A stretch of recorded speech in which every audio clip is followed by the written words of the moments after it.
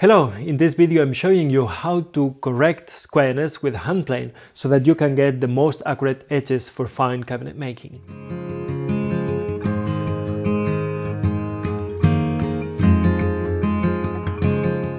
So here is the issue. We have a reference face in our board here and a reference edge, and we did that in the previous videos. Today we're going to focus in squareness here, because this is very relevant in many cabinet making operations and you want to have square components. And quite naturally you might find that when you were planing a reference edge or a straight edge, you lost squareness. Maybe you forgot to put your fence square in the planer thicknesser and you got all your components out of square as well, or maybe it isn't just precise enough for what you're trying to do. So this is the method. I'm going to tell you where I'm getting this information.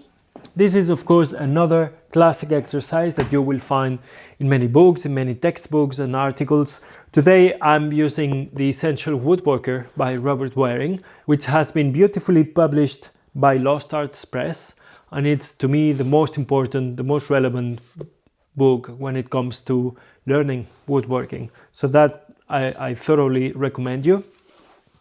It's been a reference for many woodworkers in the past, and this is the new edition. So first of all, what I'm going to do is I'm going to make sure I don't muddle up the reference face. I know it's this one, it's been planed. The planing direction is this direction, and this is the way I like to mark my reference edge and face.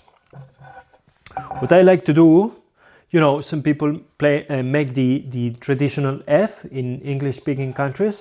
I like to make an arrow like this, and the tail of the arrow points to the other reference surface. You always have one face and one edge, and the other two usually are not very relevant in the construction.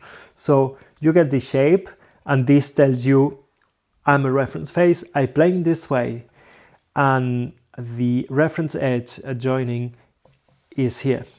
So this is, let me see, yeah, this is the right planing direction for the edge, and this is the relevant face. So this is how we don't muddle up, because of course you want to reference your square from the reference edge always, in case this face and this face are not completely parallel. So it's very important that you remember to make your reading this way from the right face. Okay, that's a very common mistake among students. And now that I'm clear this is the reference face, I'm going to make some readings with a trusted square. And that's another common mistake. Students sometimes they do just like this. Of course that's an exaggeration, or like this, also an exaggeration, but it will give you a clear idea of a common mistake. So we take the square centrally in the stock and we bring it perpendicular and we lower down very carefully, and we have a look against a window. Another common mistake is to just go this way, and you will start introducing errors that you shouldn't have. So please be mindful of how you present your square. I can take a few readings in different spots, and usually you get the same error all along the edge. So I have this corner clearly much higher, and I can mark it with a pencil if I need to remember which one is it. And there are mainly two ways of correcting squareness. One is with a straight blade, which is not my favorite way, but many people do this. As you can see, there is this area here in all bench planes where there is no blade, and they don't cut, of course. So I could just bring the piece again into the vise, and then I can align the edge of my plane with the face I want to keep as it is, so that I'm only going to be cutting in the high spots and not in the low spots. And this will be very effective, of course, but there is a small inconvenience, which is because of the geometry here, you will get a faceted edge, and you will need to remove that kind of facet because there will be a kind of an inside corner or a slight rooftop shape that you need to remove. And I like very much working with cambered blades, which is what Mr. Robert Waring proposes. And here I have a model of a cambered blade. It's heavily cambered because this is a rowing out plane. It's nothing but a jack plane with a heavily cambered plane blade. And this will help me show you very clearly that the camber projects as a shadow with a characteristic curved shape. So this black shadow here, that is a cambered blade protruding. Of course, that's a very heavy camber for rowing out.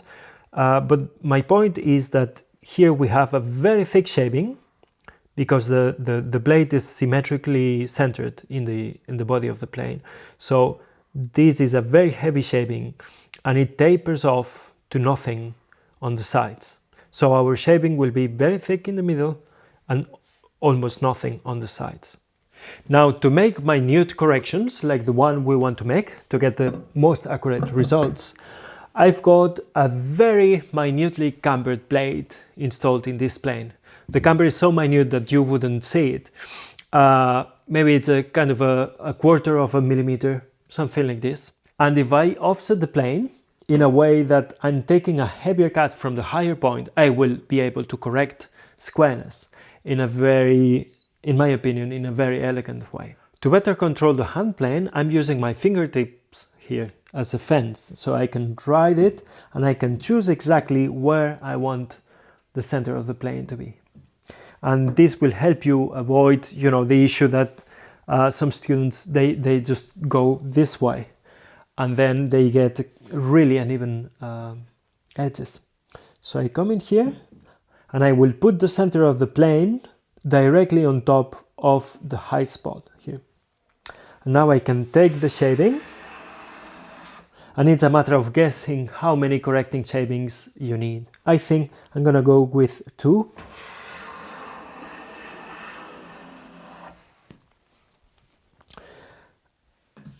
And then I'll check again.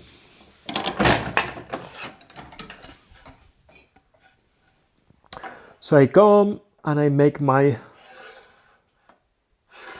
checks in several points. And today it was a lucky guess, and it was actually 2 shapings. Usually it takes 2 or 3 goes to get it spot on. And you don't always need that level of precision. Sometimes you can just get by with slight out of squareness. Remember that the light magnifies the error quite a great deal. But that's how you do it. And depending on the project, you can be more precise or less precise. If I check the shading I took, I can see clearly it is heavier on one side and it gets curved and it tapers off to the other where it's a little bit more transparent. And don't forget to mark again the reference edge mark that you've removed by hand planing, because you will need it in the future. And of course, the real challenge here is to maintain straightness and be able to make a straight edge which is also square at the same time. And I will leave that to you. And here is a bonus tip for you. You might have different high spots, maybe here on this side, then on this side, then on this side, because you've been wandering this way with your hand plane. You correct this just by wandering exactly in the same way, centering the high spot with the center of the plane, and you skate across this way, and you will see it's quite easy to remove these sort of problems. If you learned something and you want to support this channel, please like this video and subscribe. That's great help for us and we appreciate it a lot. Thank you.